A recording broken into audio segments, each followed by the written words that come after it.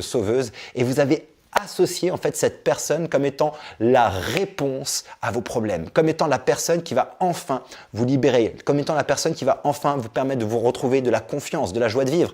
Et ça a fonctionné au départ. Et c'est ça aussi qui est difficile. C'est-à-dire que la victime croit qu'elle est en face du bon samaritain, alors qu'en fait non, c'est une personne qui est mal intentionnée, qui est parfaitement toxique et nocive et que la situation va au fur et à mesure se retourner, elle ne va pas comprendre parce qu'elle reste accrochée à cette idée, à cette image idéalisée justement du prince charmant, du sauveur, de la sauveuse, de la personne idéale, alors qu'en fait c'était juste un masque.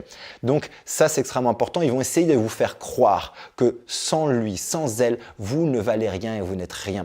Et si vous croyez ça, qu'est-ce qui va se passer dans votre esprit? Ça va être un frein majeur pour votre libération. Pourquoi? Parce que bien évidemment ça veut dire quoi? Ça veut dire que quitter la relation, je vais me retrouver quoi? Seul. Et ça vient appuyer sur vos blessures personnelles. Ça vient souvent appuyer sur les blessures d'abandon, de rejet que vous avez potentiellement déjà eu dans votre vie.